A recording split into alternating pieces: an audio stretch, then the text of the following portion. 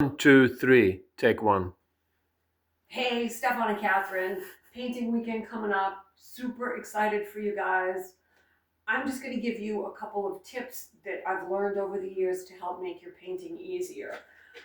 I'm going to first start with I ordered you a paint pail that's coming. It's something like this, and I ordered you a quart plastic thing. This is a make do for sizing. So the quart thing goes inside this, and this is what the person who's going to edge, and I'm assuming that Catherine, it's going to be you that's going to edge. And the trick to this, instead of just filling this with paint, the reason that we don't do this is that when you have paint in this and you need to get the paint off your brush, what happens is the paint sort of piles up over here and then it drips on the floor. And you don't want to get drips on your new floor. So if you put a container inside, which I've ordered for you, it's sort of the paint drips inside this container, so you hardly ever get any drips in the floor, so you don't have to worry about that. So that's what the whole purpose of the cup and a cup is. So I'm assuming that you're going to do this. You're going to open your paint, fill up the quart thing, maybe 3/4 of the way up for the person that's going to edge. I'm assuming that's going to be Catherine. And then you take the rest of your paint. I've got you a deep well paint tray with a plastic liner to make your life easy. So you're going to put paint in this for the person that's going to roll. So you have that. Catherine's got a paintbrush, this. Then you have your paint roller. What I did is order you, if you can see these little metal, I'm going to come closer, these little metal things in the end of the roller. These hold the roller on tight. The cheap rollers don't have it, and what happens is the roller tends to walk off when you're painting. So this holds it on nice and tight. So you got this, and then I ordered you, this is a must-have when you paint. So we got you a paint extension pole that I'm assuming that Stefan's going to be the one that's going to be doing the rolling. So this extends all the way up if you have super tall ceilings, but you will decide what is the best height for you. So Catherine's going to edge, not going to get into any directions how to paint, just a few tips. So she'll be up on a ladder edging, and then Stefan will be probably here, getting this nice and wet, and then doing his little, rolling.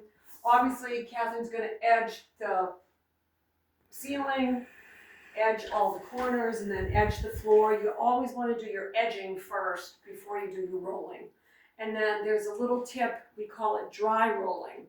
After you roll, after Catherine edges and you roll, then you normally take this off before you move the ladder, and you go like this. You can't really reach, but you're up in a ladder with not much paint, and you just roll side to side. It's called dry rolling, so it blends the brush marks in with the roll. So then the next thing when you're done, this is what we always do to keep your equipment so you can use it the next day. You always want to make sure that this paintbrush always stays wet, because in about 15 to 20 minutes, if you walk away, this paint will harden up, and then you'll have to start again and clean the brush. So you always want to keep this paintbrush, if you walk away for 15 minutes, make a phone call, take a lunch break, you always want to make sure that this stays wet. So now you're done with painting for the day and you want to clean up. You take your little thing, this little plastic cup, take your brush, get all the paint, put it back in the paint can. Then you take your paint tray, like this.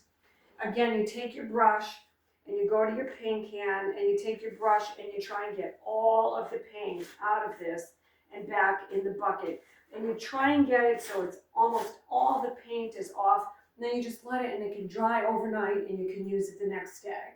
So you don't have to wash this out if you get all the paint, as much as you can off it. It just dries hard, and then you can put the same color paint in.